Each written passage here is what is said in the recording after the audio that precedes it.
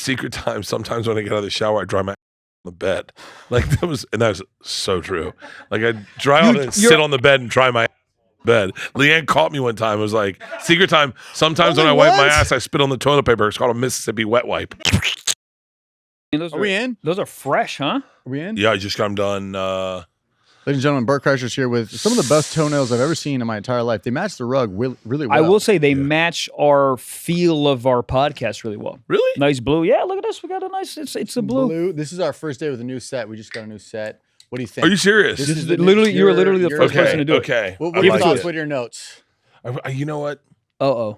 No, I love it a lot. I We love it a can lot. change it. We can change it. So I was the first generation of guys who did a TV show where they created it to make it feel like a man cave. Yeah. Okay. So in 1999, 2000, All right. I was on a show called The X Show, and they made it so you felt like you were in your mom's basement. Sick. Right? And so I remember going like, oh, this is cool. But then I started watching lots of those shows. I was like, huh. Then we got into podcasting. Okay. And we all started doing the same thing. We started doing stuff like this, and I like it. Here's the thing. How do you make it yours? Right now, this is your first attempt at your thumbprint. I think you need your guest to bring you a present. Ooh, I like that. And then we can do the wall. Add it And to it's, the and it's- wall. and Yeah. a good jumping off point. I like that a lot. Yeah, well, this is brand new. It doesn't have, it's funny because it looks like it should smell like stale cigarettes, but it just smells like nothing. Yeah. Smell I like like it. brand new Is wood. there any choice on the records?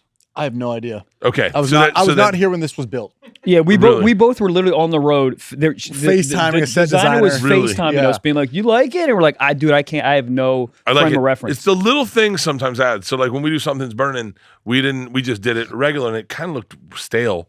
And then we had a lighting guy come in and he put lights on the outsides of the windows shooting into the house. Yes, and it all of looks a like sudden, that. all of a sudden you're like, this looks beautiful. That's what we were thinking. We were like, what can we put behind these windows? Whether we were thinking like something like scenery or see grass blowing in the wind would be awesome.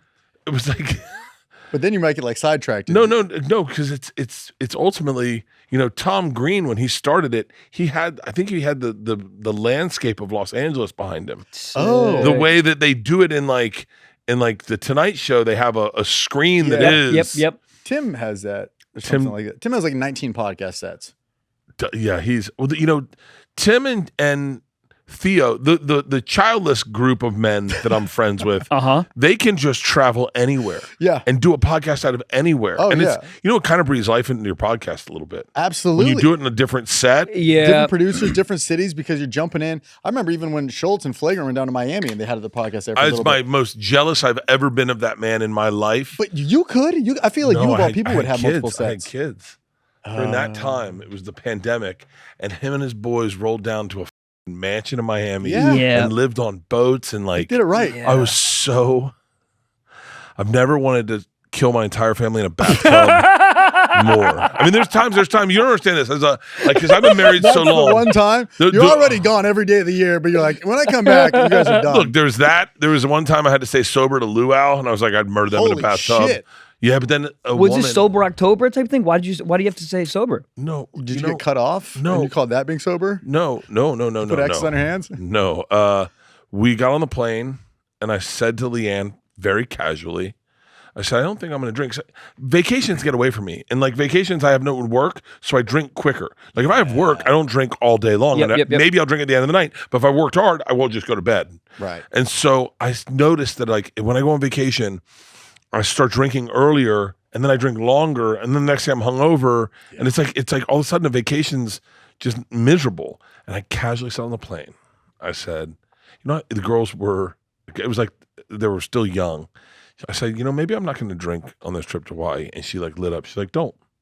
I said, what? She goes, be present. It's going to be so much cheaper, Bert. And you have no idea. Yeah, we like to save $27,000, Bert, please. Dude, the big story, right? I went to sushi with Ralphie one time in Atlantis, and we went to sushi, and he'd been paying the whole week. And it was me and Leanne, him and Lana, maybe their nanny, and August was a baby. No, not August, the other one. No, it was August. He was a baby.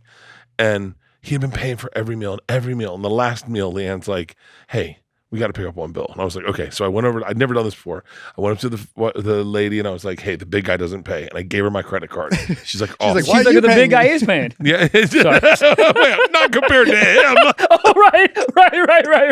Must be nice going out to eat with him. Everyone's looking at him. Yeah, this fat. How much bigger do they get? Wait, how big is It's like this Russian. gonna be? This whole table's Russian dolls.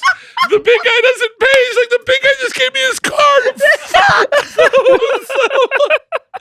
So she comes over with the bill, and it's been a while, but I get the bill, and it's like $2,500 for one God. meal, and it's sushi, No. and I'm like, I look at it, and Leanne goes, "How much is it?" And I just said, "Shut the f up."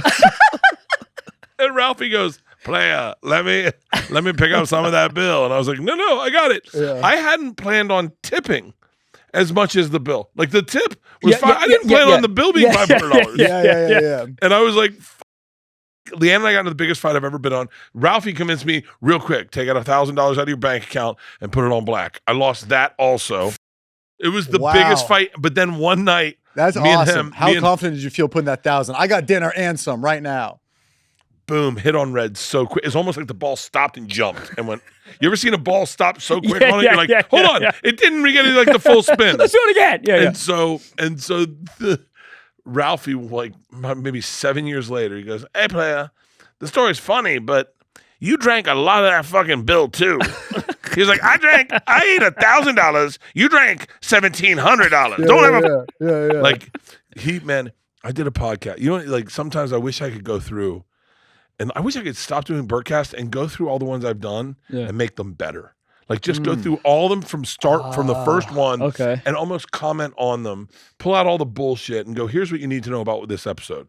Because there was an episode I did with Ralphie and Joey Diaz where they took too many edibles and they would fall asleep at different points in the podcast. I just think I've seen clips of that. And Ralphie, we wake him up at the end. And he gets scared, and he jumps up, and he lands on my daughter's dollhouse, and he crushes it. And Joey Diaz and I laugh for 7 minutes. And Ralphie trying to figure out where he is. Like, player, come on. What's on this under me? I got a chimney in my ass. And he had no recollection. And like a month later, he goes, "Did I crush a baby girl's dollhouse?" And I was like, "Yeah, you did." And he was like, "Shit, I owe that baby girl a dollhouse." And I was like, "Ralphie, it's fine. They're don't play with dolls." You're like, it was $2,500. That dollhouse was $2,500. He's been dead now for a while. Been a minute. It's kind of crazy that you die and people forget about you. It is, but I think you can. But here's the hold on. You can look at it like a negative. You also look at it as a positive because when you're freaking out about shit, you can be like, "Cool, man. No one's gonna care about me in 9 years. Stop freaking out about TikTok views." It's like Yeah, but you're alive now, so people care about you now. Yeah, but I'm saying, that's the hard but part. it is a comforting. It's like the whole thing. It's like the Earth is so when you, all these fucking Dust NASA in the people, wind. the NASA people look at it like, oh, we don't. It doesn't matter because we're so tiny and who cares? Who cares? It is a nice thought to be like, dude, I got into a car accident. Who gives a when I'm dead? No one's gonna There's care. no about algorithm in Yeah, but heaven. It's comforting. It's more comfort. All right. Sidebar. Sidebar. And this isn't going to sound like great, but it's almost better when someone you know dies and then you're like, oh yeah, I'm still alive, but why do we worry so much? As opposed to, I'm going to be dead. Yeah. I'm going to be dead. I like when my friends die and I get to go, isn't that crazy? We haven't thought about Ralphie in a while. Life's meaningless. Anyway, I'm alive. I'm here. I got a pool. You're saying their death makes you almost more alive. It's like, what was the closest you've ever come to death? I smacked a phone pole doing I about thought you were going to say a black woman. a black I smacked a woman. black woman. I was like, that's a story Oh, I I want to would hear. have been. Say a phone. He said phone pole and you got black woman? Well, because I was like close to death. I smacked a I black woman. smacked. Insert. Yeah, I mean, even if you touch a black woman's hair, you would be dead. I wasn't so. thinking when you said smack, I thought like this. Oh, Yeah, and yeah, so yeah. my head's like, Me what's too. the most dangerous thing to smack? Yeah. Not a phone It pole. goes black woman, then tiger. And then Yeah. a phone pole. Then the phone pole, yeah.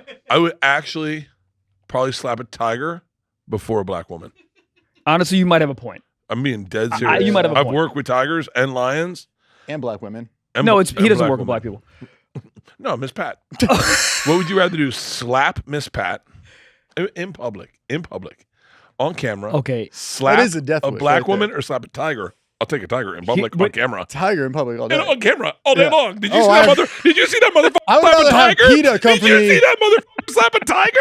He's fucking fearless. Did you see that motherfucker slap Angel Reese?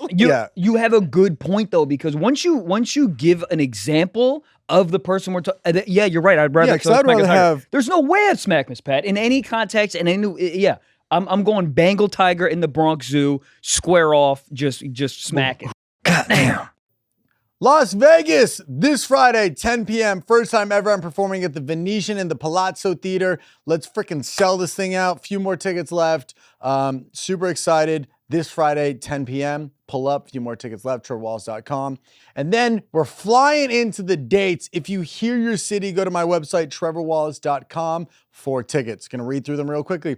Charleston, South Carolina, Atlanta, Jacksonville, Tampa, Tallahassee, Sarasota, Fort Myers, Fort Lauderdale, Orlando, New York City at the Beacon, one of the most beautiful theaters of my entire career. Salt Lake City, Utah, Boise, we just added a late show because the first show sold out December 7th. We added a late show at 9 p.m. Boise, these tickets will be on sale today. Boise. Dayton, Ohio, I had to reschedule the dates to now December 12th through December 14th. So if you had tickets before, the exact same date and time is now eligible for those tickets, or if you need a refund, just respond to the email, you get a full refund, but those are now moved to December 12th to the 14th. I'm so sorry, I will see you then. Then we're moving on to Nashville, Tennessee, Louisville, Cleveland, Los Angeles, my hometown, Ventura County, San Luis Obispo, Bakersfield, California, Fresno, Oakland, Sacramento, Reno, Austin, Grand Prairie, aka Dallas, Tulsa, Oklahoma City, Kansas City, St. Louis, Memphis, Birmingham, Cheyenne, Wyoming, Denver, Colorado. I think we're adding a second show there soon. Colorado Springs, Red Bank, New Jersey, Huntington, New York, Boston, Massachusetts. We had a second show at the Wilbur because the first one sold out. TrevorWallace.com. That's a lot of dates. I'm so freaking excited. And if you're a Tempe, if you're a Phoenix, Arizona fan, and you've been in my DMs, where's Phoenix? Very soon we will announce something very special. TrevorWallace.com. Michael Blaustein, where are you gonna be yelling about feet? Ladies and gents, Michael Blaustein is going to be yelling about feet when, guys, tonight I'm going to be in Charleston, South Carolina. All right, go get tickets. Few tickets left. September 25th, which is, I'm going to be in Durham, North Carolina. September 26th, I'll be in Portsmouth.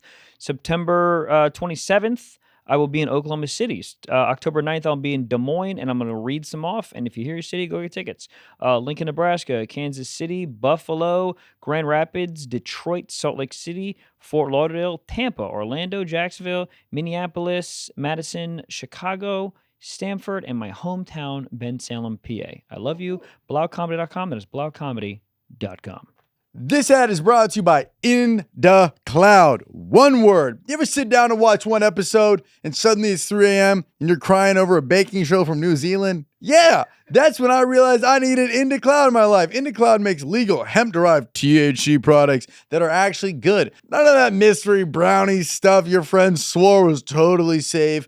Gummies, exotic flowers, vapes, pre-rolls, all tasty, strong, and lab-tested, so you know exactly what you're getting. First time you ever tried it, one gummy thinking, I'll just chill for a bit. First time I tried it, one gummy thinking, I'll just chill for a bit. 45 minutes later, I'm wrapped in a burrito blanket, emotionally invested in whether otters hold hands in their sleep. They do, and I cried. Whether you want better sleep, a light social buzz, or something little more potent with their Beast Mode collection, Beast. In the Cloud has you covered. And the best part is it's shipped discreetly, federally legally, and they got $70 ounce year-round. No gimmicks, dude. If you're 21 or older, grab 25% off your first order plus free shipping with code SOCKS at inthecloud.co. That is INDACLOUD.co.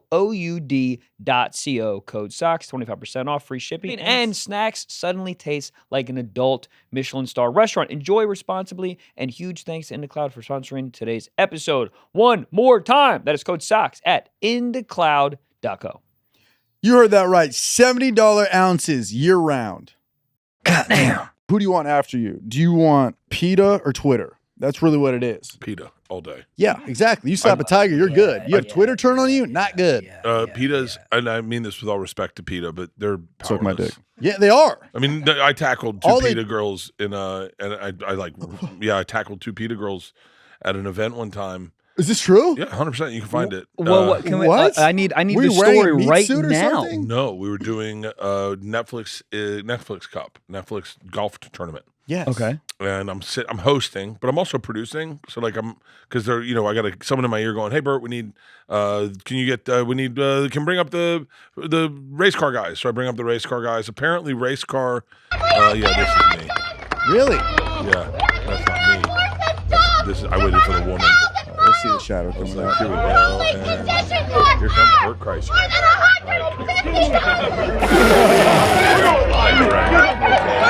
Okay. So, but what's funny is, What were they even trying to do? Why were they freaking out? So F1 has a poor record with animal rights for whatever reason. I'm not really sure what they are, and so I didn't know that at the time. All the time, I just have a producer in my ear, and he's like, "We've got bogeys," and I was like, "Motherfucker!" Now I've been in production long enough that I know. I mean, you're on a golf course, so how do you even know what the fuck they're talking about?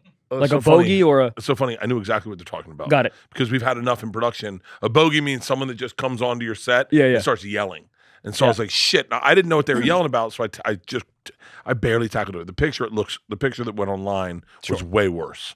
You should frame that. And so look at the picture. It looks so much worse. Oh my god! You look like you're that's enjoying great. it. You look like you're Yeah. really having a good time. This looks like you should be on Pornhub, not on the fucking, Put the not on browser's Twitter. logo. I don't need to see myself on that. Yeah, get me away from this. The Iditarod. Mush. Yes. They have a poor record with the Iditarod, the dogs. Oh. I'm not gonna lie to you. I kind of agree with Peta on this. If you've ever seen those fucking mush dogs, Yeah. it's a rough life. Save that for the cows and the bulls. I agree with Peta on this stint. I actually was like, they reached out to me and they're like, "Hey, I appreciate you not being so rough with our young lady. We'd love to talk to you about this platform, about this." And I was like, yeah, I don't mind hearing them out. And then everyone that has a job was like, "Do not talk to Peta. Do not talk to Peta." And I was Even like, what? Scientology's like, they are dangerous. Dude, Harvey Weinstein called me. He was like, "Do not talk to Peta." Bill Cosby, like, all right. Bill Cosby. I don't know. I watch a lot of Instagram. Probably the only thing I really watch. I don't maybe Same. listen to podcasts, but like I waste a good fucking hour in bed. At like 6:30, I woke up. I had an interview at 8 o'clock. I got out of there at 7:15, and I was dizzy. Like I was like, but you see people write for the audience. Yeah. You see people, comics, write for what they think is working. Yeah. You know, like it's very popular to try to write as Shane Gillis right now. I've watched a lot of people accommodate their act to be Shane. Mm-hmm. Shane is wildly talented, but I was there when Shane was writing and no one liked it. So when Shane wrote for himself, he had a joke that even I was like, I'm not sure that joke's ever going to work. And it's one of his most popular jokes. Yeah. And I remember watching it, but Shane always wrote for himself. He liked the thing that made him laugh. He didn't give a fuck about the audience. Yeah. We did fucking 19,000 people in an outdoor stadium. And this was the joke. I never really, he was like, "Fuck Navy SEALs."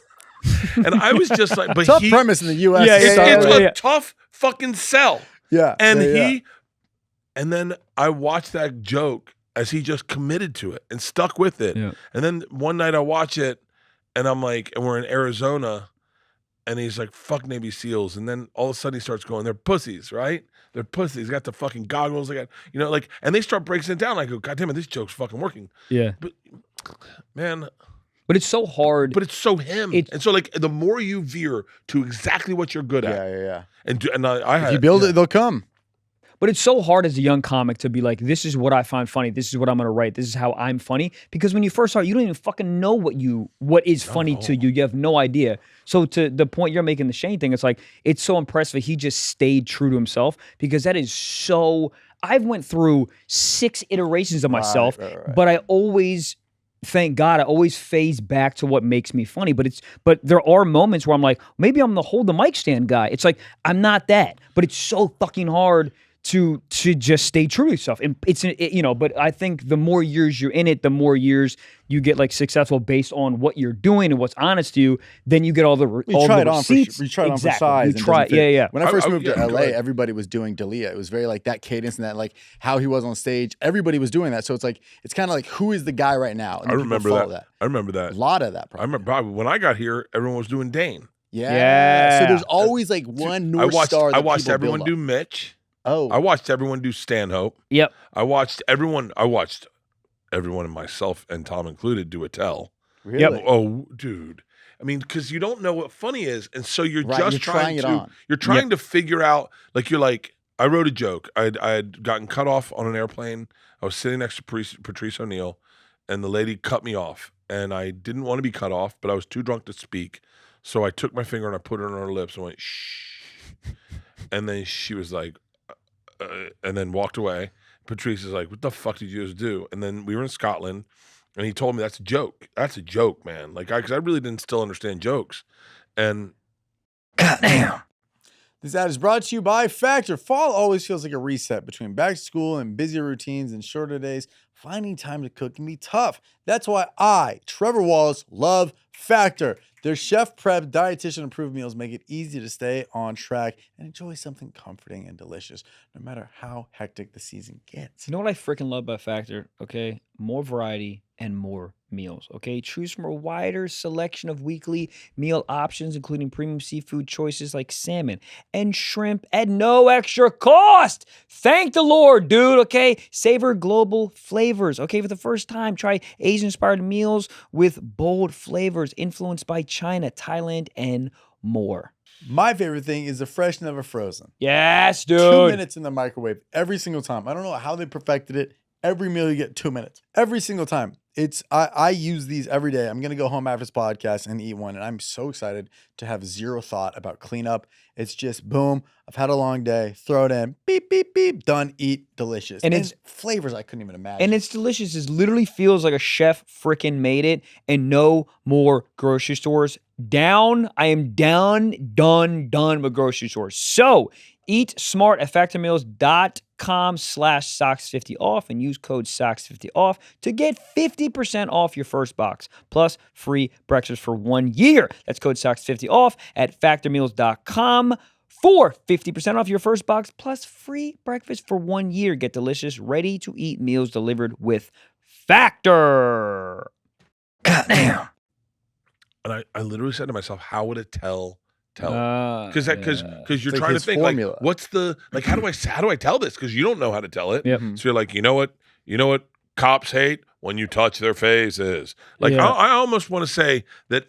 It's like people would go, you stole that from Mattel. I didn't steal it, but I definitely stole the pacing. And I definitely stole the inflection. And I definitely stole, like, there's just part of when you're young, you don't know what you're doing. You know what you're doing. Right. And then one day, you do something, and someone goes, dude, that's fucking funny. And true to you. And you don't, Yep. I bet you, I mean, every time that's happened to me, I didn't even think it was a joke. I was like, that's not a joke. Right. And they're like, whatever it is, it's funny. I tell you the three things.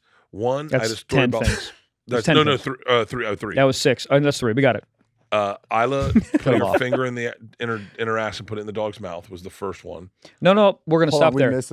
We missed a chapter. It's a story I had that I was just no one in the audience, and I just was fucking around, and it had happened 3 days before, and I just was like, yeah. And I told the story about my girls, woke up and I came downstairs and they're laughing. I go, what's so funny? And George's like, yeah, I see Baby Isla's new trick. I go, what's the trick? She goes, better if you see it, Dad. Trust me. And she shoved her finger up her ass and put it in the dog's mouth. I go, what the fuck's wrong with you? And then Georgie goes, stop, you don't get it. And I go, no, I get it. I don't get it. And she goes, what is it again? Yeah. And she goes, the dog keeps doing it. She doesn't know it's shit, Dad. And I was like, wait, what? She's like, the dog hasn't stopped. It doesn't know it's shit. And I go, Isla, How much do it peanut again. butter was your daughter eating? I go, Isla, do it again. Isla did it again. The dog took the finger again. I was like, shut the fuck up. I go, do it one more time. Isla does it. I go, and my wife comes down and I go, you got to see Baby Isla's new trick. She's like, what is it? And I go, you got to see it. And so that was the first joke I wrote of my own. Meaning, Watch Daddy try. Yeah. And so I didn't even have the wherewithal to try to expand the story into something bigger. I just was like, this is really authentically my voice. Right. This is me. No one's writing this joke. No one's going to take this joke. No one's thinking of this joke. Yeah. This is me. And then I was like, okay, but I would push back. I remember, I hate to bring this up, but when I told the machine on Rogan's like, dude, that's your act. Mm-hmm. And I was like, dude, no one's doing 13-minute stories on stage. Like no one, it doesn't work, Joe. And he was like, stop. You need to try to make it work. And I was like, it doesn't. And then I did it, and I did it. And as I did it, I started to learn my voice. Yep. And in doing that, I realized, I can tell a story. And I figured out how stories worked. And I'd watch, I won't say anyone's names, but I'd watch, because there were storytelling rooms started getting popular like right around this time. Mm-hmm. And I'd watch people tell stories, and it was clear they had seen how a story was done and stolen from that. Like, A perfect example. Anyone who ever used the phrase, I told you that story, only to tell you this story. Yep. That was Ron White. That's Ron White's pacing. He created that. I'm telling you that only to tell you this. 19 years earlier. That's good. It's Ron White. He created that. Yeah. He did that. And so, but you learn a lot. And then the last one, I had this story about pajamas, about buying my wife pajamas for Christmas, that I was getting ready to shoot a special, and I was fucking around in the OR, and Adam Egert came up to me, and he was like, dude, that pajama story is great. And you're like, huh? I was like, that's not a joke. And he was like, well, whatever it is, do it. I was like, what? And so, but like, it takes that, and it takes being in it forever. Yeah. And being around a lot of comics and having a lot of good friends. Yeah. Well, sitting on those great stories, I was telling a story about how in college I got a happy ending and rode my bike home in college. And I'm telling my friends the story in the car on the road, and they're like, why isn't this on stage? Where's the bit? Why don't you do this? And I'm like, I always just thought it was a funny story, but I'm like, I don't know how but then you just say it on stage because the premise itself is so funny. Yep. And you kind of just trim it down. Yeah, that's the best. I remember being on stage at one of those, I want to say it was Jeremiah, had like a new material show. And we were on stage in the belly room, and someone yelled out, Anne Frank. And I go, oh, I used to think Anne Frank and Helen Keller were the same person. And Joe came up to me, he's like, the fuck did you just say? And I was like, yeah, I used to. And it's a true story. I thought they were the same person. So I went to the Anne Frank house thinking it was Helen Keller's house. Where's all the braille? Yeah. And I was like, that's so crazy. And I was telling Helen Keller jokes. She always thinks she's in the attic. Yeah. And I was like, I don't know why she went to the attic. She could have been anywhere. Yeah, I mean, it's so dark everywhere. How terrifying to hide, and you can't see anything anyway. You don't even know if they're in the room with Hide you. and go seek with yourself. You're like, I'm good at Do this. you ever hide under a bed, but you can't see if they see you? And so he's like, that's got to go on stage. And I was like, it's not a joke. But those are my favorite jokes. Best When you ones. like, I did that. I've done that with Tommy, where Tommy said one of the funniest things I've ever fucking heard. And I don't know if it's going in the special, so I won't repeat it. But I was like, is that in your act? And he was like, no, it just happened the other day. And I was like, dude, it's the best. And like, those are my favorite. Yeah, because you're not trying to be funny. It's just a true thing that happened that's so like maybe normal to you at the time, but you get the outside perspective. Like the peanut butter, the dog ass thing. Yeah, it's crazy. Crazy. But you're like, oh, I thought it was just a fun family gig. Yeah. Well, you know, some of the things you're embarrassed to share. Right, like I remember one time Leanne farted during oral sex, and who was doing what to I was who? going down on her. Oh, and she farted. Little present. Little goatee action. All right. And now in that moment, it's awkward, and I was like, okay, I'm in a precarious position. Yeah. And I came up, and she started crying, and I went, hey, it's okay. She goes, no. And I went, what? She goes, you're going to talk about this on stage? I swear to God, had she not said that, I would have never brought it up. Really? She almost shit in my mouth. I'm not going to tell that story. But then she said the dog's in the corner, me next. Yeah, and I was like, okay, that goes on stage. But that's like I don't know, man. It's so funny. I took 15 months off because. Yeah, I want to talk about this, like, because we tour so crazy, and in my head I'm like, have you seen this man's tour? No, I know. What we are. This man is damn near homeless. Yeah. I said to Leanne today, I can't imagine being bi-coastal. Like, how do those people have two houses? And she goes, how many houses do you have? I said, well, I guess just one, my tour bus, and then I come and visit you here. Like, I was like, yeah. Your house is your tour bus, yeah. What I was trying to say is I think I'll just speak for myself. I think in my head I'm like, if I ever stop, people aren't going to care anymore, right? So, but that 15, walk me through that. What was the impetus for that, and did you feel better when you started comedy again? So, you think Bert knows the word impetus? Of course, I know impetus. True. My dick gets Blue hard all the Chew. time. Yeah, I know.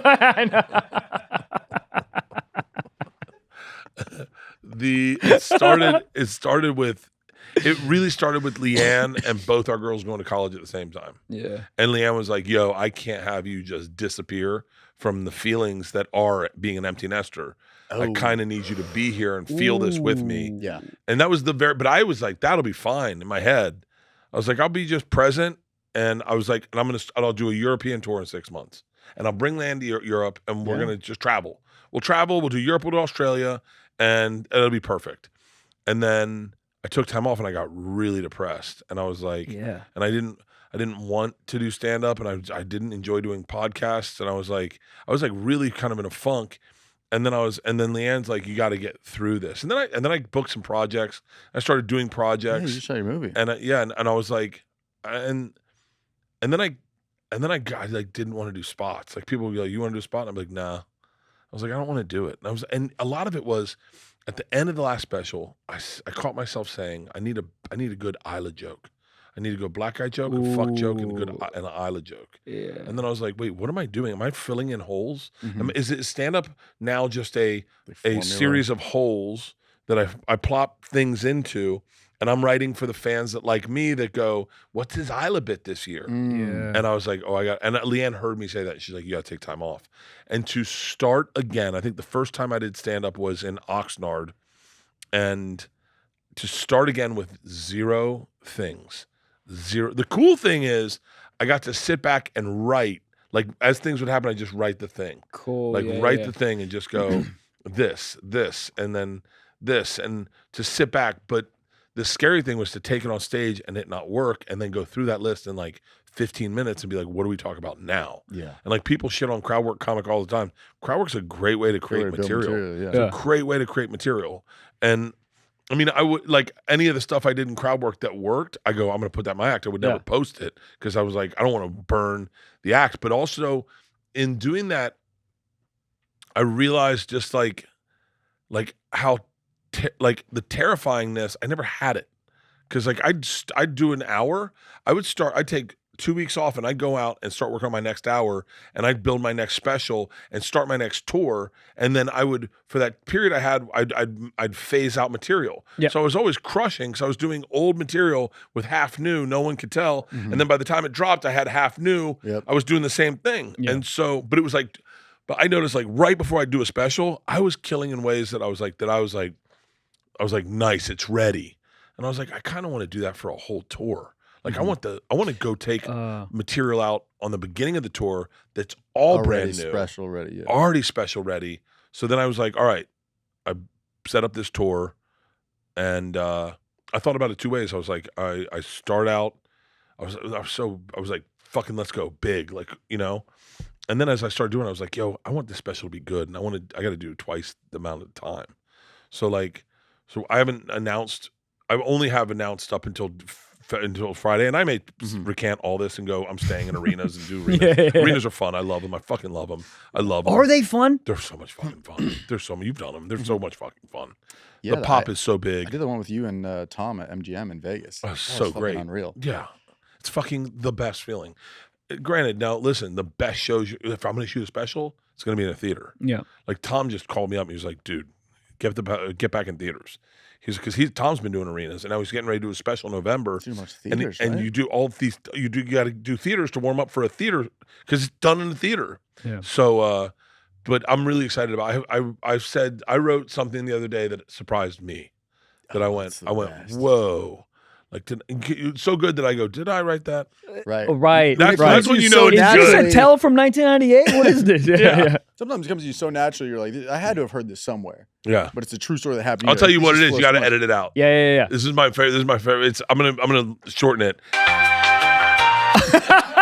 And I was like, Bert, like, fuck, we're back, baby. We're back. Baby. Yeah, it probably feels great. And how, and leave the laugh in. That's the material I'll be doing on the permission to party it'll world tour. just be all elevator music and then that pop at the end. But it's like when you write excited for yourself, where you're like nice, like that you get fired up and you go, I'm ready to get back on the road. I'm ready to, and so that's where I am right now. And so I have probably an hour 30 of new material. Great. And Oh, it's all, and shit. it's not, but there's no parenting stuff. There's no, I mean, there is, but they're in college, Right, and I haven't right. figured that out, and I can't really like It's a new chapter. So when it's a new people talk chapter in to my the life. tour, Yeah. And so I Yeah, think yeah. I'm excited to see where that goes. But like I said, a lot of stuff about black guys.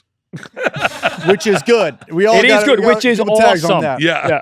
Goddamn. Ladies and gents, this episode is brought to you by Prize Picks. You and I make decisions every freaking day, but Prize Picks, being right, can get you paid. Don't miss any of the excitement this season on Prize Picks, where it's good to be right, okay? Ladies and gents, some examples of players freaking I will pick, okay, will be Saquon Barkley, I will say he's going to go more than one rushing TD with those freaking beautiful thighs. All right, and I'm going to go Joey Burrow. What about Josh Allen for more than 270 passing yards? More. I'm feeling good about that. Feeling good J.A. J.A. Nobody calls him that. They call him J.O. Because he's just offense. Just offense. There we Prize go. Picks puts their users first. So with all withdrawals are fast, safe, and secure, Prize Picks offers Venmo, Apple Pay, MasterCard, and more for quick and easy deposits into your account this football season. Prize Picks invented the flex play, which means you can still cash out if your lineup isn't perfect, okay? You can double your money even if one of your picks doesn't hit. So, download the app today and use code SOCKS to get $50 in lineups after you play your first $5 lineup. That's code SOCKS to get $50 in lineups after you play your first $5 lineup. Prize Picks, it's good to be right. Goddamn. There was a woman that said to me today, do you ever regret taking your shirt off? And I was like, bitch, this is morning radio. Can you shut the fuck up? How deep are we gonna get? How deep are we gonna get? Yeah, of course. I hate morning Of course radio. I fucking wish I had never taken my shirt off. You fucking cunt. But it's off, okay? That's where we're at. I can't put it back on. And then you ripped it off right then? You ripped it off again? Yeah. Well, I did a press run today. The guy was like, so, Rockford, Illinois, what can people expect if they come to your show? I go, hey, motherfucker, it's an arena. No one casually strolls up to arena going, wonder what's going on here tonight. I go, they know who the fuck I am. Just all I need you to do is say my name and where it is and when. That's it. I don't need to talk anymore, you dumb fuck. What's validating about this is we still get hit up to do radio. I'm like, why are we doing that? But if guys like you are still doing radio, it's like it you never do it. ends. I say no to radio every single time. Well, until one time where all of a sudden you do radio and people show up because of the radio. And that still happens. Does it, like, though? Oh, fucking Tampa, D.C., Big Philly, radio cities, honestly. Phoenix. Bob and Tom, man. Bob and Tom still get, I mean, I think it's just Tom, but they still get a huge splash, man. And those relationships, and people may mock it, but those relationships are important, you know? I think they are. Look, there are people who say, I'm gonna do press for my new TV show. I'm just gonna do Rogan. And you're like, well, a lot of people listen to him, yes. But you can also do Stiff Socks and Your Mom's House and Shane and Matt's Secret Podcast. And there's a lot of things out there that you can do. You don't have to do just one. And some people will be like, yeah, but I mean, like, what are your listeners? And you're like, doesn't matter. If it's 1,000, it's still 1,000 people you wouldn't have had. The radio person, did they make you take your shirt off for it? Oh, no, it was a call-in. Oh, thank God. Yeah, it was a call-in. That'd be so awkward sitting Just in some furious. fucking cold-ass, stupid corporate building with your shirt off. Yeah, I mean, radio's not dead. It's definitely not dead if you're Mexican. Let's elaborate. Go ahead. Dude, if you're Mexican All right. and you can speak Spanish, All right. you're murdering it. Is it what? Why do you think it's just because there's not a? Think of where Go you've ahead. heard radios. Yeah. You go to a work site, there's radios everywhere. All right. Like if you What's like, another example? like work site. That's it. Like you do John Boy and Billy. John Boy and Billy's a big work site radio station. Yeah. But Oh, really? yeah, well, it was bigger when I mean, like for white people, it was bigger when Ralphie was doing it because immigration was different. But right now, anywhere you go where there's dudes working fucking manual labor, I'm not gonna say the whole country, but I'll tell you in Atlanta, in North Carolina, in Florida, is predominantly Latino. And they put on a fucking radio in a car and they listen, they drive to a radio going to work. But like most white people are throwing on podcasts or Spotify or NPR. They've got their NPR. Dude, NPR. I mean, NPR is just a bunch of whispers in the corners. I love when you have someone. I heard a lady that talked on NPR like this today. Yeah. And then Donald A bunch Trump. of like trumpets. Yeah, if they could talk. they talk like, you ever heard Larry Mantle and you're like, I'm not sure that's a dude. This is Larry Mantle today. Do you think people listen to it just because they're like, oh, I'm smarter because I'm? It's almost like reading a book when Like you who listen to surround NPR. yourself with. It's not even like Really, reading a book. It's like buying a book and carrying it on the airplane and holding And it. not, Yeah. yeah. First class, suck my dick. Look at this, bitch. I mean, I think there are liberal people, I guess, but like, I don't know. I like that statement. I don't know. I mean, I don't know. I mean, I was trying to explain to someone like, they were like, I was my daughter's friends were like, because all my friends are, and by the way, it's so funny to watch my daughters. I said something that was a little insensitive. Okay. You? Yes. All right. We're at my daughter's college. My whole family's there. I see a trans person, female. This is already And off to a I start. said, oh, like, not like punch buggy, but I was like, hey, is that a trans person? Not like punch buggies. So Like, that would be so much fun if that was the game. Slug bug. Fanny. And so, and I go, is that a trans person? And then the girls in the car were like, actually, all 4 of them are trans. And then I went, oh, a trans slam. And no one laughed. Really? I would stop the car and say, I would explain the joke. Here's why this was funny. I was like, guys, it was the perfect moment. There's 4. A grand slam's 4. Right. Had it been 3, I would have allowed you to have been like, actually, it's 3. It's not a trans slam. Yeah. And so, and then they started to explain to me the wokeness. The children at dinner, at lunch, or dinner, whatever, early dinner, started to explain like wokeness to me about like, just like I forget what it was, and I was like, I haven't changed. I haven't changed. Like I've stayed here. It's just that like things have gotten so crazy that like now I look like I'm over here, but I'm still right here. I haven't. Right. The other side's gone rapidly faster. Yeah, I'm not a virtue signal politic comic. I'm not at all. I make the joke if it's funny. That's it. I don't want you to. I don't care what your beliefs are, and I don't want to know what your beliefs are. Like if I bought a gun, I'll tell you the story about when I bought a gun. It's on one of my specials. If I want to do a pro-female joke, I did it in the last special. I'll do a pro-female joke. It's gonna have my spin on it because it has to be funny, but. And I just sat and I listened to these kids and I was like, their politics are dictated to them by their peer group. Their politics aren't dictated to them by their feelings or their emotions or their insights. And so that's I don't know how we got into this, but like that's the thing that bothers me. Trans slam. Trans slam. Yeah. I thought it was a good joke. I mean, I can't believe, and no one laughed. It's no. probably the cleanest.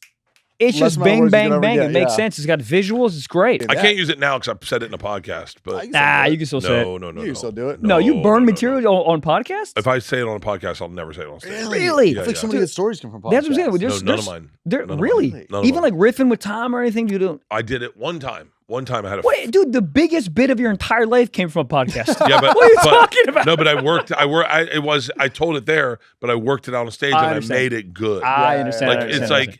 like if I did Trans Slam, there would be I guarantee there'd be someone in the audience in Vancouver or wherever I am Friday night, Vancouver, who would be like, I heard that on Stiff Socks. That's exactly what they'd say. Yeah. And I had or friends. something like Yeah, that. and I had a joke that I said. I don't know what my new.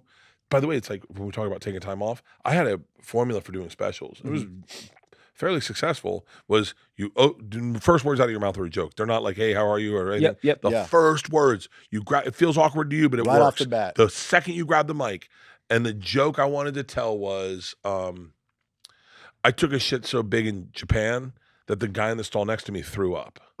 And I go, when we were in Japan, so I thought he was trying to talk to me. He was like, oh. And I was like, I don't have any toilet paper, sir. I can't help you. So I told that. When you laugh, I go, I used to be really funny. So I told that on Two Bears, and Tom fell out of his chair laughing. Fuck, that's funny, yeah, dude. That's great. So I go up on stage like a month later, and I go, I took a shit so big in Japan, a guy in the stall next to me threw up, and someone goes, and I went, He's like, we've heard it.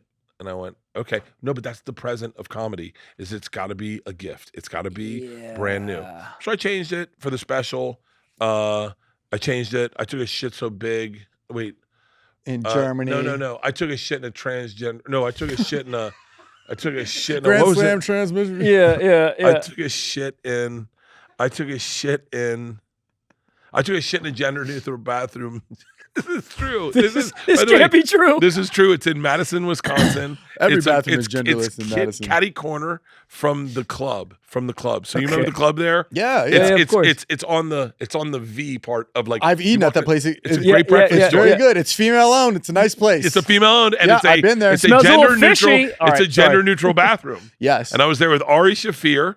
Dick out. And whoever I was on tour with, and we were having breakfast, and I was like, I had to take a shit. And I took a shit in a gender-neutral bathroom that was so bad, it made the woman in the stall next to me question her politics. And so I was like, it's not the Japan joke. but like It's me having big shits. Yeah, and I was like, and then I could go into more. But like I always wanted to have a fucking firm joke, open it. I can almost do the beginning of every special. Secret Time was Secret Time. Sometimes when I get out of the shower, I dry my asshole on the bed. Like that was so true. Like I dry out and sit on the bed and dry my asshole on the bed. Leanne caught me one time. I was like, Secret Time. Sometimes when I wipe my ass, I spit on the toilet paper. It's called a Mississippi wet wipe. But it was like those fast ones are so good to set the tone. I always open something quick. Just because I feel like the instinctual, I have to prove to every audience, like, hey, trust me, I'll be funny. I'm excited about tonight. I have 2 spots, one at the Improv and one at the store. Yeah. And I'm dialed in to get back on the road. But the other part, it's like I've gotten really used to like having a personal trainer and having dinner with my wife. And drink, like the hardest part is not drinking whenever you want to drink, because that's like the crazy part. I can drink right now if I want, but when I have a show, I can't drink until 10 o'clock at night. Like that's the first drink I'm allowed. Are you not drunk? Are you not drunk? Are you not drinking before the show at all? No, never. Oh, never. I have. I'm a grown up. Right. But I'm not a bitch. Yeah, but no, never. Usually, like if I have shows, I'm sober all day. I work out. I'm very regimented in that. Like, and I know it's not sexy to say. I think sometimes I wish I had rebranded myself into like so everyone thought I was hammered all the time. Yeah. But the truth is, I wake up around 11. I go have lunch. We do an activity like go to Shields or like go to a fucking mall or go play disc golf or do something fun throughout the day, and then come back. Take a nap at 4, sleep until 5:30, get to the gym by 6. Get on stage at 7:15. Oh wow! And then I have them pour me a drink, and then if I tell the machine, I don't know if I'm telling the machine on this tour. Like I haven't been telling it. Like I've been doing some Great Outdoors Comedy Festival shows, and I haven't been. I got really lucky, in that like I didn't know if I wanted to keep telling it, or I didn't know if I was like I didn't want people to like be like, And I got a phone call from Tracy Morgan, and what a weird phone call to get. It was a FaceTime. FaceTime, and I was like, huh. He's like, I'm in a Walmart truck. No. Okay. He was like, I heard you tell a story about me, and I was like, yeah. He's like, I want to hear it. I was like, oh, now's not a great time. I just woke up, and I was like, okay. And so I talked to Frosty, and I flew out to New York. We sat in a conference room, and I told him the Tracy Morgan story. You could have done it on FaceTime? Yeah, I mean, no. A conference room? And he's that rich? He's like, I need a conference table. It was sketchy because, he had heard the story, and he said it never happened, and he didn't like it. Oh. So I kind of just separated from it. Was like, cool. I was like, look, we all have our recollections of whatever, and so I just kind of stepped back and was like, hey, man, I'm never going to deny. Because, there's things I remember in life. I sat next to Work Done graduating. Now, I know that's true. I sat next to him in graduation. Work Done, played for the Bucks. You sure it wasn't Tracy Morgan? It's pretty sure. I sat next to him, and I ran into Work Done last weekend, and I said, we sat next to each other at graduation, and he goes, really? And he doesn't remember that. I understand that now as someone famous that there are certain things that you don't remember that other people remember because you were the guy, right? I definitely remember the first time I met Tracy Morgan. I definitely fucking remember that. But if he doesn't, I understand that. And so I'm not going to go and perpetuate something that he doesn't want me to perpetuate. Sure. But if he calls me and says he heard about the story, wants to hear it, I want him to hear it in the best way possible. I don't want to roll the dice on a friendship or working partnership of me and him working on a movie or a TV show possibly based on I want to be in control of that. So I talked to Frosty. In all honesty, we were going to do it for Ari's storytelling show. Oh, shit. So we were going to do it together. So I flew out to New York. I went to CAA. We had chickens and biscuits and eggs from I got nothing. That was your request, right? Yeah, your request. Yeah. All you. And I told Tracy Morgan the story, and he loved it. He was like, yeah. He started remembering certain things. Cool. Like what's really fucking fascinating about the story, and I may tell it on the tour. So if you plan on seeing me on the road, just earmuffs. But what's really funny is one of the parts that he disliked in the story that really turned him off to the story was when we smoked weed together, and he hit it, passed it to me, and I hit it, and I felt garbage shoot down my throat. And I was like, what's wrong with your weed? And he's like, oh, shit, you never smoked Sherm before? And I was like, what? He's like, angel dust, baby, PCP. You never smoked Sherm? And I was like, who the fuck taught you how to do drugs? You don't give someone PCP and they go, tag, you're on PCP. You offer someone PCP. Tracy Morgan stopped me. He goes, it was a blunt. I went, what? He goes, I only smoke blunts. It was a blunt. You'd never had a blunt before. I had never had a blunt before. I grew up in Tampa. We smoked joints or bong hits. I had never had a blunt. And so when in my recollection of the story, it was this garbage weed that whenever I told it, I was like, it looked like it was rolled at a Molly Hatchet concert and passed around in socks for 5 years. And it was a blunt. And then when he said that to me, I went, fuck, it was a blunt.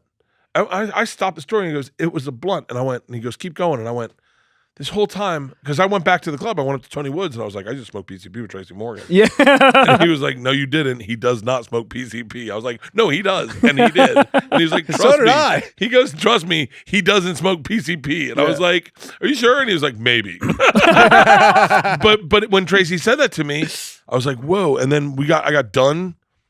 The whole story. The story is great. You've heard it, I'm sure. But I've done the story. And he just looked at me. He goes, you have my permission to tell that.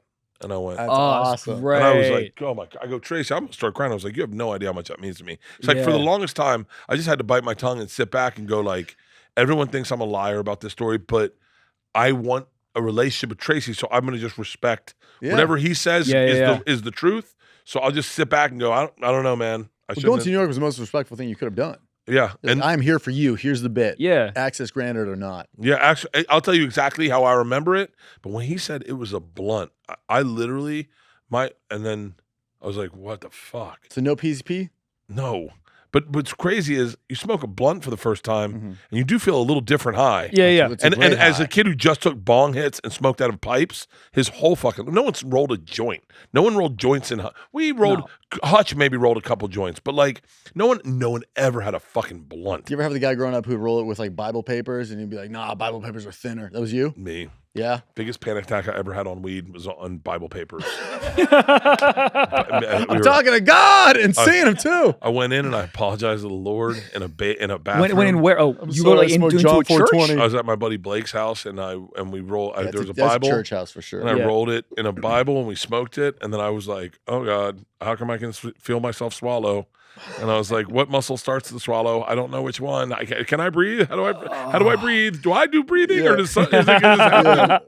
Oh, we had a guy named Cody, and he would read the Bible verse before rolling it up. No, and, of course, yeah, Cody Paris. He would read the Bible verse as it was like a ritual of an animal. Like you know, it's like, well, we got to read it to pay respect. So you read it and then roll it up, and then we would do.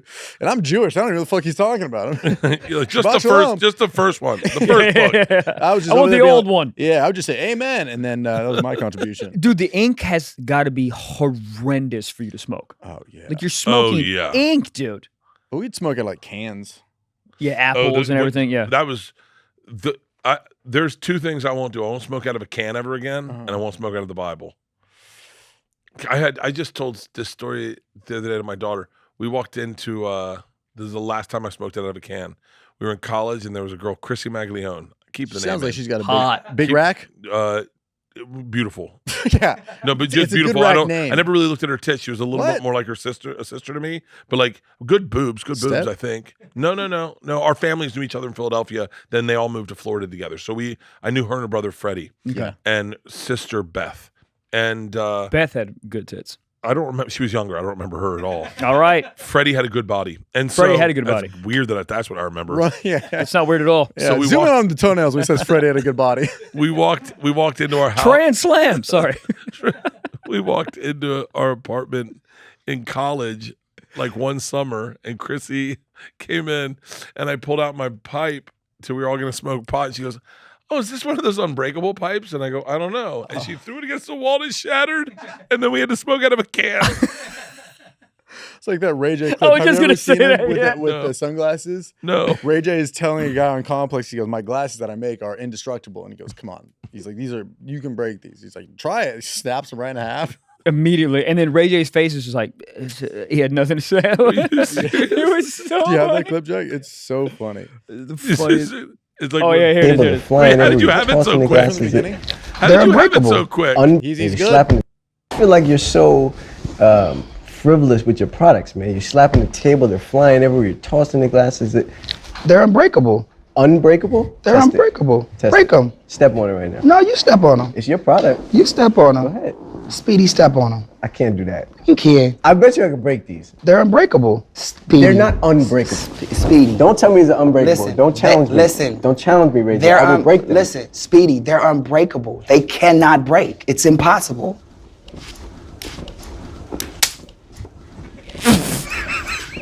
I don't care, but it's fine. Oh yeah, I don't care. That's what he said. I don't care. It's honestly a great promo. He probably sold a lot. That's brilliant. That's brilliant. As genius. That's brilliant. How can we That's apply brilliant. that to our tours? I don't care. You know what I did one time with Joe Coy? We were doing his podcast, and I was like, I used to love doing this. I go, do you ever call the club and find out like what they say about you? And he was like, what do you mean? I was like, watch. I go, where are you playing next? And he goes, the Brea Improv. And so I was like, all right, so we're doing a podcast. And we're doing his podcast, The Koi Pond. And I call up and I go, hey, who you guys got coming up? And they're like, Joe Coy. He's this weekend. I said, is he funny? She goes, doesn't matter. Shows are sold out. You won't see it. Get a ticket for him. And I went, for real? She goes, he's probably the best comic working right now. I was like, really? She was like, yeah. I was like, that's crazy. I was like, well, what? Like, if I was supposed to go, what would I expect? And she goes, the hardest you've ever laughed in your entire life. He's that good. He gets standing ovations every show. I was like, wow. So I hung up, and Joe's like, where are you playing next? And I was like, I go, stand up live. And he goes, let's do it for you. I was there that weekend. I go, hello? And she goes, hello. I go, who you guys got coming up this weekend? And she goes, Joe Coy's coming in like 2 months. And I went, well, no, like who's there this weekend? She goes, I don't know. I go, you don't have like a calendar in front of you? She goes, I don't know how to say his name. I said, can you try? And she goes, Bert Kreischer or something. And I go, is he funny? And she goes, I don't know. I've never heard of him. I go, really? And she goes, yeah. And there's no ticket sales. So like, I go, what is it? So what does it say on its website? She goes, I don't really know. Can I tell you? I got to take another call. And it just clicked off on me. And I was like, and Joe and I just sat there. And I was like, that's how it works. Dude, I don't know if I have the ego or I don't know if I can handle that. Where you playing next? Oh, what club? fuck. What club? Oh, shit. Oh, shit. Dayton Funny Bone in 2 weeks. I think I probably have that number saved in my fucking phone. Probably. Well, let me tell you something right now. Portland just sold out quick as fuck. Dayton, a little slow. So if I get hurt with the Kreischer, they go, I don't know, Bro, some this internet is- fucking twink is not really selling that well. Oh, my God. God, I am nervous. I am gonna be so so funny. fucking nervous right now. Great promo for Dayton. Here we go. Hello? Thank you for calling. You said my name is Nathan. Who got further speaking with? This is Bert Kreischer. All right. Do you have an order or are you looking to place an order? I'm looking to see who's playing at the Dayton Funny Bone. I just did the call. You want to know who's playing at the Funny Bone in Dayton? Yeah.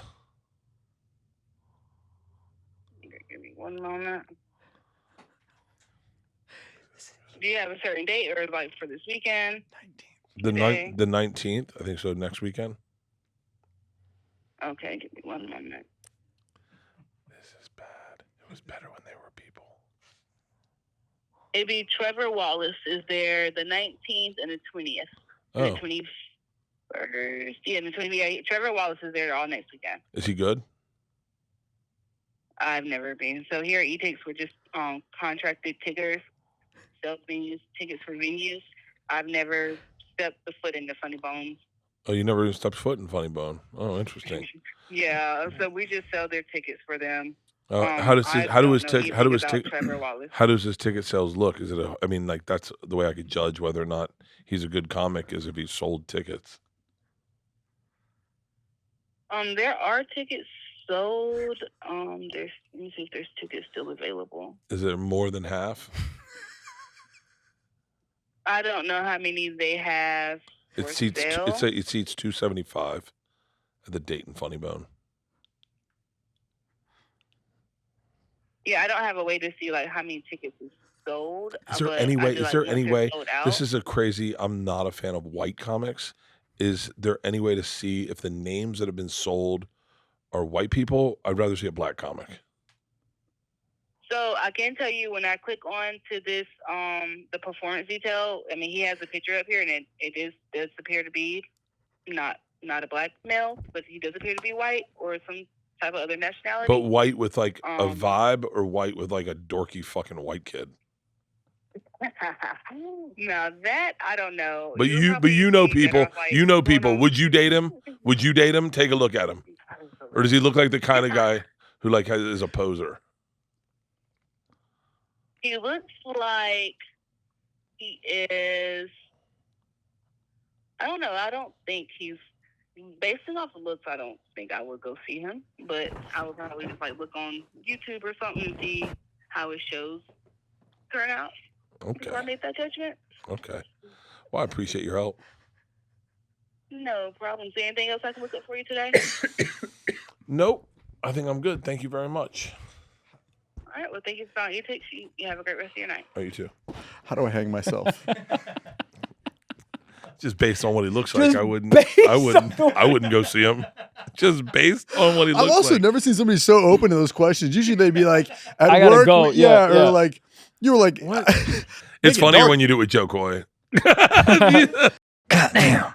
This podcast is sponsored by Google Gemini. College students, do you know you can turn the most complex topic into simplified ideas or hours of research into just minutes? How about turning class notes into practice quizzes that help you get the big idea? With Google, Gemini can do all of that and more, okay? You can even turn long reads into quick listens, because what's better than a podcast? Exactly, okay? we always get scripts and big Yes. formats and documents. Like, I Sick don't of want it. to read all this. Google Gemini helps just trim it down to just the beats you need to know. Yes, it saves so much time. Dude, I can't even tell you how many times I use Google Gemini for emails. Like, dude, my agent will send me these long emails. I go, cool, don't want to read it. Literally copy, paste it, put it in Google Gemini. It will summarize exactly the main points that I need to respond. It is incredible, okay? So students get Google Gemini's Pro plan free for 1 year, but hurry, this offer ends soon. Sign up by October 6th to get free access to Gemini 2.5 Pro, unlimited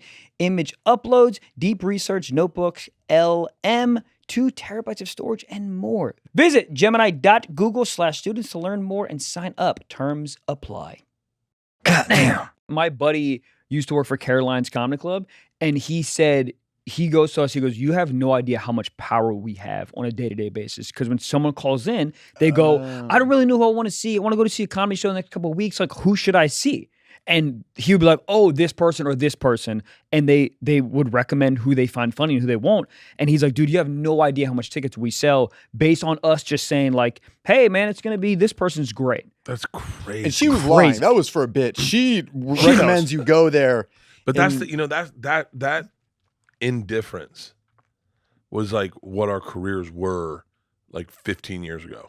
It's like people would call the comedy club. Yep. Hey, I want to go to a show. Which show should I go to? And it was whoever the box office person liked. Yeah, exactly. And like smart people would go in and schmooze the box office. That's people, exactly bring what them he said. cookies, Yep. take care of them. Yep. And like most people, like Ian Bagg never did. He was like, yo, Ian Bagg's a little bit of a gangster in the way that he was like, I don't fuck the staff, I don't drink with them, I do my work and I go back to my room, and I'm not gonna get caught up in any drama. But adversely, I remember being in, this is a true story, in case, everyone's got their own truths, but I remember being in Denver and I was like, who do you guys got coming in? They're like, ugh, Ian Bagg. And I went, he's fucking hysterical. And they're like, yeah, but he doesn't like party with us. And I go, what do you mean? They're like, he doesn't even talk to us. Like, he kind of just does his work and goes home. I go, yeah, I'm not supposed to be doing what I'm doing with you. Yeah. Like, Ian's doing the right Get my thing. dick out of your mouth. I gotta go. Tom called me up one time. Tom used to get a bad rap at clubs because Really? Tom would not, deservedly so at times, because Tom did not give a fuck about the hierarchy. There was a famous story that, he told on Rogan, was he went into a club. I'm going to try to paraphrase as best I can. Yep. He went into a club, and the person who was managing the club was dating a comic at the time, and Tom came in. They're like, hey, just giving you a heads up, the feature bounced, so we're going to have the host do the host and the features time. Tom's like, well, hold on. That's 35 minutes. Like, why don't we just? I'll see if I can get someone. They're like, it's too late. So Tom did it, and the guy crushed. He was, he was an accomplished comic. Right. Tom went up, and he kind of struggled a little bit at first, won him over at the end, and it was like reached out to someone who was real local. Was like, yo, I'm in ... I know you live in Cleveland. Can you come down and do the show? The guy's like, of course. So he gets to the club, and they're like, hey, we couldn't find a feature tonight, so we're gonna do the same thing as last night. And Tom's like, what? No. Hold on, I have this guy coming in. Yeah. And they're like, yeah, he's not really past here. And he's like, no, he's performed here before. And they're like, yeah, but it's okay because we're just going to have him. It's easier to have him do the whole show. And Tom's like, hold on. And then was like, are you guys fucking? And the woman lost her mind. The club, she lost her mind. I'm almost certain she doesn't work there anymore. She lost her mind. And she was like, wait, what are you saying? He was like, what's going on here? Am I getting used? Are you using my weekend to get him more? And it turned out they were. And Tom went on Rogan and burned it to the ground. And I was, and burned it to the ground. Burned it to the ground. I mean, just told the whole story with everyone's exact names. And I was in a car with Dave Stroop, who he used to run the Columbus Phony Bone. And I think now he's just a part owner. But I was in the car with Dave Stroop, and I literally got picked up. And he was like, yo. It was like I want to say it was Monday morning, but it had to be Thursday. Because I was coming in the club, and he goes like, yo, what's up with fucking Tom? And I was like, what do you mean? He was like, dude, he just fucking blew up Spot. He just said everyone's fucking names that they're having sex. I go, are they? He goes, yeah, they are. But like, you can't say that because like now the owners heard it. And I was like, yeah. So I called Tom. Tom's like, fuck him. Yeah. I'll never perform at that club again. And fuck her and fuck him and fuck everyone. And I was like, Jesus Christ. Tom's like, fuck these clubs also. He's like, we're bigger than these clubs. We don't need these clubs. They need us. And I remember his wife calling and being like, yo, Bert, what do you think about what Tom says? We don't need these clubs. I go, Christina, do not listen to him. We need these clubs. They're our lifeline. This is how we're going to build a fan base. Cut to like a year later, I'm getting fucked over by a club owner, and Tom goes, fuck them. You don't need them. Have you ever had it where, like, I've partied with chicks. I never hooked up with a chick, but I've partied with chicks. Yeah. Well, you ever gotten to a part where you're like, I think I'm getting drugged. Well, you think that? Oh, yeah. If I don't eat before drinking, I have one drink. I've thought that before for sure. If on an empty stomach, one drink, you're like, hold on, why am I feeling this off one drink? I went to a club. I went to a strip club with two girls in D.C. I was with Taylor Tomlinson. This is when she was young. I mean, she was and a young. stripper. And two lesbians who we all met at the DC Improv. Yeah. And they're like, hey, we're going to go out. And I was like, cool. I was like, Taylor, you in? She's like, yeah. And we start walking, and Taylor just bounces. And I was like, well, now this is a little suspect. I'm with two fucking chicks. Yeah. But my wife's cool. She understands. And I know me. So I go to the strip club with them, and I sit down, and they give me a drink real quick. And I was like, oh, cool. And I go to drink it, and I was like, I came really fast. And then I was like, you know what? I didn't order it. I was like, what did you get me? And they're like, it's a whiskey. And I was like, all right, cool, thanks. And then I was like, I'm going to go to the bathroom real quick. And they're like, okay. And I walked to the bathroom. I dumped it out. Yep. I walked up to the bartender. I was like, hey, man, I'm with two chicks. And can you make sure that all my drinks come straight from you? And he looked at me, he goes, leave. I said, what? And he goes, if you think you're going to get drugged, I'd leave. Yeah. And I went, oh, yeah, what am I doing? 007 on this. Yeah. If I tap your shoulder twice, it means that there's drugs in my drink. He was just like a fucking 35-year-old Puerto Rican guy who's like, leave, man. If you think you're getting drugged, leave. What are you here for? Isn't it awesome how those random characters come into your life, but they're so important? Oh, like that moment right there saved you. Just a random guy. I was on a plane with a guy one time. We were flying to Tampa out of New York. I was young, and I got cut off on the flight. 2.5-hour flight. I got cut off on the flight, right? And the guy next to me goes, just really casually goes, you're talking entirely too much. I said, what? He goes, stop talking. He goes, you sound drunk. And I said, what do you mean? He goes, when you order a drink on a plane, you tap to it and you say one more. And I went, but you're hammered, so you're like, genius. I was like, hey, can I get, okay, what do you guys have? Like, I was just like that. What a ball! You guys have margaritas. And he went like this. He goes like this. He goes. She walks by. He goes like this. She sees him and he goes, and then taps to his drink. She nods and he goes, "That's how it's done." And she walks off and goes, "I can't believe he's deaf in first class." She comes over, passes a drink in front of him. He slides it over to me. He goes, "You're welcome." And that was drugged. I'm 25 years old. I've been doing that for 27 years. I never talk. I know. Yeah. Okay. And you're blackout drunk. Yeah, I've been so Funny, really drunk. tapping your leg. I was so drunk. I was so drunk on the last flight I just took that the guy. I usually get fried chicken at in Delta. If you land Delta, they have that fried chicken joint right across. I always get fried chicken. They know me there. I always get a beer and fried chicken. And while I wait for the thing, I get 2 beers. And he came over and he very casually goes, "Are you sick today?" And I went, "Huh?" And he goes, "Are you not feeling well, Bert?" And I went, "Yeah, I'm a little off." And he went, "Okay." And he goes, "Are you okay to get to the car?" And I was like, "Oh, fuck, am I that bad?" And he goes, "Oh, yeah." And it was because I just kept drinking on the plane. My friend's son died. And I was like, I got it right when I got on the plane and I started bawling. And I was like, and it's so even worse than that. It's such a big story. And I get it when I get on the plane. I have a little buzz on the plane and I have my first drink. I'm listening to music, have my second drink. And then we're about to land and they're like, "Can I get you one more?" And I was like, there's another double Jack on the Rocks, lots of rocks. And that's 6 drinks in a fucking, I think it was like a 30-minute flight. Yeah. I was so wasted. I was like, oh. And then I got home and I was in my house and I was just crying. How did I get here? I was like, what the fuck? Where's the flight looking at your wife, be like, But that's what I always say, the people that get in trouble drunk on a plane, I think they deserve the most forgiveness because they're usually the people that don't get drunk often. Oh, because they're not used to they're not used to altitude and the drinking and like it gets away from them. They're going on vacation and they don't drink all the time. And now they're here in an airport and they're celebrating. I'm going to Mexico and they're drinking beer, or I'm going to New Orleans and then they're drinking and they're drinking more. And then they're like, all of a sudden they can't talk and they're like fucking hammered. And then they're on a plane and the altitude hits them. So I always feel like those are the guys. They shouldn't get in trouble. It's guys like me. I handle it even when I'm blackout drunk. And sober up. I've been there enough where the guys are like, "Hey, you're not feeling good, Bert?" And I'm like, "I'm fine." yeah, Like, yeah. okay, did you get all your carry-on? I'm like, I did. Yeah. And they're like, okay. Have you ever been kicked off a flight? Never. Okay. You ever seen it? That's always fun. Dude, it's always fun. This girl got kicked off recently on my flight, or not recently, maybe 6 months ago. She was hammered and she was escorted off. And I can remember it distinctly because she kept yelling, "My dad invented the RAV4." Like that was gonna be the deciding factor. If like you're the people, in Portland, it would be. okay, If you're in sit back. Washington- My fucking dad invented the RAV4. Fuck you. You bitches want the RAV5? After escorting her off, like that was a thing she thought was gonna be the magic word. So, I'm so sorry. Yes, please sit back down. We want Toyotathon this year. We'll shut the fuck up. RAV4. My dad invented the RAV4. She said it like 74 That's times. actually really funny. I got a guy arrested one time. Did you really? Yeah, it was my fault. Hardcore. What? Edmonton, flying Edmonton to Phoenix, right? And that's redneck to redneck action. That's red on redneck red. to redneck. Hammered. Early morning flight out of Edmonton, get to the bar, crush.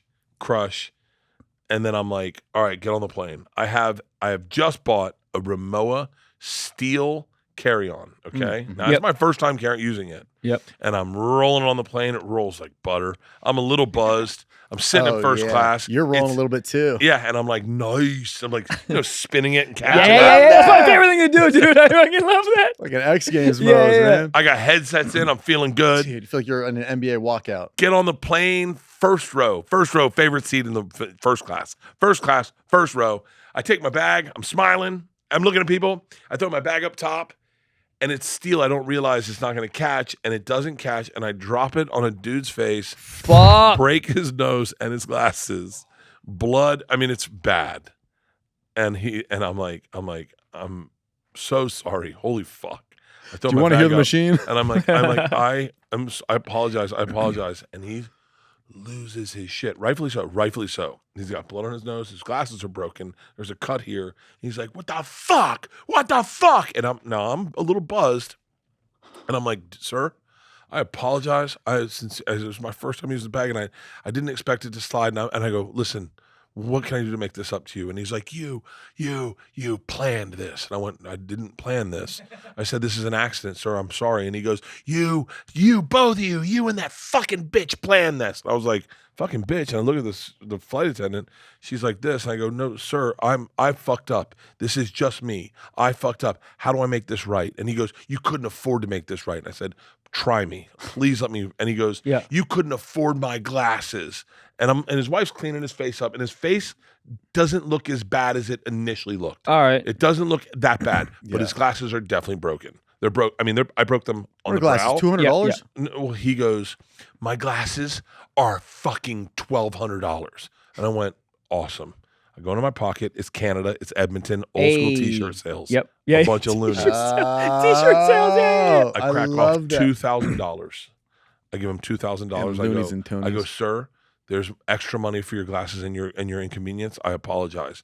And he looks at the money. He goes, how do you have this money? And I said, sir, I have more if you need more. I fucked your face up. I fucked up your glasses, and I ruined your day. Please let me make this right. And his wife goes, no, that's actually fine. You've done more than you can imagine. So I sit down, and the flight attendant comes up to me and goes, what can I get you to drink? And I was like, I'll take a double Jack on the rocks, lots of rocks. And she was like, awesome. She goes, thank you. And I went, huh? She was like, ugh, and walks away. And I was like, huh. And then she comes back and he goes, you planned this, bitch. I know you did. Jesus and I was like, oh my God. Christ. So what had happened is he had gotten into a fight with the flight attendant before all of me showing up. So he thought He didn't that know about she said to me, can you break his nose with your thing? Break his glasses and I'll give you a cocktail. And so he went up in the middle of the flight and berated her and was like, fuck you. I know you planned this. And then he came back to me, apologized, gave me $1,200 back and said my glasses only cost $600. Like, where'd you get the money? He's like, T-shirt sales. He gave me my money back. And I was like, okay. So I get off the plane and a cop grabs me and he goes, sir, can I talk to you real quick? And I went, absolutely. And then he walks past me. The flight attendant's like, it's him. And I was like, huh? They grab him. And I'm like, oh, fuck. And I was like, listen, I think it might have been my fault. I was like, I fucked up. Here's $1,200. T-shirt money is feeding everybody. I start paying off cops. Yeah, I'm like, yeah. I'm so bad. And then I ran into Felipe Esparza. I was just like, hey, bro, what up, fool? And I was like, I just broke a dude's nose. I just had a guy to prison off T-shirt sales, but everything else is going good. They fucking pulled him over to the side. They arrested him for fucking yelling at the flight attendant. Holy shit. Wow. But yeah, man, I cracked that dude's face. Like I fucking. Those are I mean, that's what I was heavy gonna say. bags. Those will fuck your face up. Those Oh fuck yeah! those rollers. That could be a terrorist attack is with one of those bags. Goddamn. Holy shit. God, you have such great stories. Dude, I could sit here with you guys forever. Okay, so this is a sock talk from Frankie. He wants to know if you still talk to your imaginary friend. Which one? He said the black one. Oh. No, I don't. No, but I do have big brain, little brain that I talk to all the time. Really? Yeah. And what does that look like? Yeah, what is it? Big brain is not a cool dude. Like big brain right now, Alpha. big brain will drive the ship a lot of times, and big brain right now is going, bro, let's rip the rest of that Red Bull, okay? We go over, we have one more podcast, we do spots, we get fucked up, we smoke weed, and we fucking sleep tomorrow. We're just gonna hang with Cedric the Entertainer, you know he's gonna want to drink. Let's fucking go. And then little brain's like, buddy, we're doing really good, and your skin's looking better, and I think it's because we're drinking water, and hey, that Red Bull's gonna The give you heart the little palpitations. brain sounds like a little bit of a bitch, too. But little brain's the one I wake up with, and he's like, how are we doing today? And I'm like, buddy. yeah. And little brain's the sweetest guy in the world. Then Yeah. big brain, and little brain would be like, hey, don't wake up big brain. I was like, what? And he's like, just let him sleep. Let's me and you just have coffee and talk about good thoughts. And then big brain wakes up. He's like, what the fuck? You guys are already awake? Yeah. God damn it. Have we not thought about cancer yet? Zen. We're all now. gonna die. You know that, right? You fucking bitch. How do you have so much energy? I look at guys like your caliber and I'm like, I'm tired doing what I do now. And I'm like, I don't get you are managing so much more and doing so much more and flying so much. I'm like, how do you have the energy? I don't know. I sometimes say that about when I drink. When I stop drinking, I go, how did I do this? And I think it's a real willpower to like your thing is like, I feel like if I stop, will anyone notice or will they care? Yeah. And so you're like, I'm really doing this hoping, you always hope people like you. And then, and then once you feel the pullback, you're like, maybe I'll just disappear. And that's when that'll be the hard part is when you like, it's like, we all know guys like that where, and you just go, what could I be happy just acting or, the beauty of a podcast is you're in charge of your own shit. I know. So you're like, I can do what I do. And I'm just talking to a small group of people that they're on page with me and I'll sell tickets to them. But I think it's I think it's like a FOMO. Like I don't want to miss out. Right. Like I didn't want to do a set at the Improv tonight, but then they're like, Tim Dillon's coming by and they named everyone. I was like, well, I want to say hi to everybody. Right. So I should do that. And then I'll go over to the store. I'll see Tripoli and everyone. But then, Yeah, I don't know. I also think once you have money, it's a little easier to do everything. Like it's hard to do it when you're broke. Well, yeah, you have a team of 15 that helps get shit done. So like all my scheduling is done for me. Like if I have like I had pressed this morning over Rich Eisen, someone came to my house last night and picked out a shirt for me. Like little things like that. I had 2 people come over and set up all the podcast equipment at my house, at my gym. So all I got to do is get up at 6:30, get on the treadmill, do a little work. Like I didn't do it, but I then get to the I bailed on it. But it's ready. But like and then you have an assistant. So the assistant comes to your house and turns on your coffee maker and makes you a coffee, and then you get out of bed. It's so funny. Today I was like, I kind of miss when I did it all myself, including book travel, book cars, did all the autonomy. Sometimes losing your autonomy, you lose your creativity. Like sometimes the struggle is real. You need to be frustrated at the airport, just like everyone else, as opposed to taking the private entrance where, you can leave an hour before your flight and they just they drive you right to your fucking airplane. Of course, yeah. But luxury allows you to do a lot of the stuff. I mean, look at Joe. Sit with Joe for a day. And I watch can't his even day. fucking imagine. I mean, I don't know how he does it. Yeah, I did a Mr. Beast video. That's the craziest work ethic I've ever seen. Really? He's phone call. He takes phone calls from his car where it's air conditioning because they're always filming outside. Phone call. He hops out. Producer goes, say this line. He goes, and got it. Back to phone call. Filming. And then they just put him in places. Producer feeds him a line, puts him in the next place.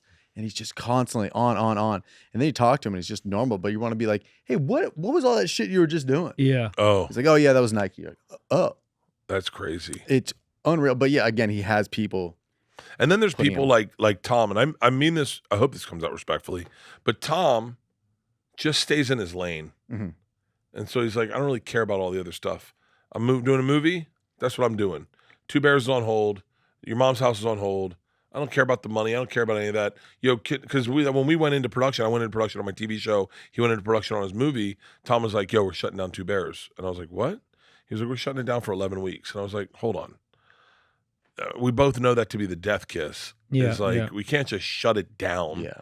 And he was like, well, I can't do it. And then I think he came up with, what if we had Stavi and Chris do it? And then I was like, well, okay. But how do we stay attached to the product? So we'd call in or we'd send voicemails, but it was probably the smartest thing we ever did because I think our fans missed us a little bit. I think we missed it a little bit. Yeah. We felt like the sting of how good they were doing. And we were like, well, fuck, we got to step up our game. Yeah. And so Tom's good. He goes, I'm not doing a million different things. I'm doing the thing I'm doing, and then I'm going to off to the next thing. And even when he does the thing he does, he's overwhelmed by that. So he's busy as fucking that. But like I just added an editing my TV show into my calendar of being on the road, doing 3 podcasts, doing like I say it out loud on podcasts, but I keep trying to figure out a way to skinny up Something's Burning in Bertcast. Yeah. Because it's just too much. It's like I'm doing 158 episodes a year of content. And at that, you're like, I mean, I just think of it this way. Like, and this was the way I thought of it. I was like, 158 episodes. Like, can you imagine if there was 158 episodes of Friends? Yeah. I think I'd get tired of them. Yeah. I think I'd be like, I don't need to see Friends ever again. Well, we all started with 1 episode per week on podcasting. Nobody made that rule, but everybody just followed suit and they're like, The ad sales people made that rule. Yeah. Ad sales people were like, I want to cover my nut. So like, how many can you do? Can you do once a week? And we're like, yeah. I mean, Joe came up with his own rule of like, I'll do 3 a week, maybe 5 a week, maybe none for 2 weeks. Like Joe just came up with his own rule. That's just Joe. But like all of us were like once a week, every week, same time. But that was the ad sales people saying this to us. All right, let's do a secret sock. This is the fun, just an anonymous this is question. an anonymous confession. They said, I used to eat ants up until college when someone caught me. Cool. Just want to get that off the chest. I mean, nutritious maybe in some cultures. Is it kind of like when you're getting like the seeds off a bagel? And you kind of I've eaten ants in New Orleans, but not like off the floor, but at like a restaurant they serve chocolate covered ants. At one point, they were on the floor though. They rinsed them off. Oh, yeah. You know what I mean? No, I ate them off the floor, I guess. in some form or fashion, you made them off the floor. What did you eat? I ate a steak out of a field. Yeah. But that's an interesting way to look at it. Like, Yeah. I mean, like just all. I mean, I guess we don't know, but like off the ground. Yeah, I think he would like pick them up and eat them like that, just like that. It's quite bizarre. We should How bizarre. keep him away How from bizarre. schools. Yeah. We should check Maybe his. keep that one to yourself. I think about how funny it was on Fear Factor back in the day. It would be like eating bull testicles, and the prize was $50,000, which in the grand scheme of things, you're like, I feel like that's not the craziest amount of money for shows back then. Yeah, I mean, if I had $0, I'm eating anything Correct, you but want. like every reality show now is like $1 million. But you go back. I'm not saying that's not a lot of money, but I'm saying like that was the big, like, you eat this, you hang on this building, and you jerk off this goat, $50K. Right. I was the host of a game show one time. I won't say it. You can figure it out. And the prize money was $100,000. And I won't say names. But there was a rapper on that said game show, and everyone had audio speakers of what we were saying on our mics. Went to speakers to the judges, and one of the guys was like, man. The prize is $100,000. And I was like, yeah. And he was like, can you imagine how that could change your life? And I heard the one rapper just laugh out loud. He was like, and I knew what he was like. The guy didn't know he had mics. Yeah. And I was like, yeah, 100,000 would change your life. He was like, you think I get to keep $100,000? And the rapper just starts laughing harder. I go, I think you got to pay some taxes. He goes, you think I can invest that money before I pay the taxes? I was like, I don't think $100,000 is going to change anything in your life. I think you're about to blow through. I think you're about to go to jail. Yeah. But it was so funny to hear that rapper just go, and then he's like, man, what would you buy first? A house? It's so wild. A water park? The CNN building? Yeah. And I was still at the point in my career where I was like, $100,000 would be fucking sick. Insane, yeah. And you just watch this guy go, Was it Busta Rhymes? no. It was Lil Wayne. It was definitely a Lil Wayne. And luckily, I've worked with a lot of rappers, so it's going to be hard to find. I love it. Ladies and gentlemen, Bert Kreischer. God damn it. Thank you so much for coming on. We've been wanting to have you on for so long. Thank you for making the time in your schedule. You're about to be touring your fucking cock off. You're already the busiest man I know. So thank you for making the time. Thank you. Anything you want to plug? Anything we want to plug before you get out of here? That's it. Permission to Party World Tour. That's it. And our episode is on Something's Burning. And that It's episode so good. is It's funny. so good. funny, It's so dude. good. Very funny. Had a great time. It's the hardest I've laughed. You guys came in with thunder. And I like to say that, like, I'm so excited for y'all's success and to see all the big things happening in your careers, because, as you know, I've been a fan of yours for a while. Thanks. And I've brought you out and not just for the Super Bowl, but you're so talented. So congrats. Yeah, you've on helped me a everything. lot with everything. I just bring me out of the MGM show, introduced me to Tom, and then Tom let me open for some arenas, and it's really opened a lot of doors. And yeah, and you're awesome. fucking hysterical. Thank You're you, man. absolutely Thank you. hysterical. Thanks for having us on that, and thanks for coming on this, man. Yeah, let's do more shit together. Let's do it. Please. Down. Please.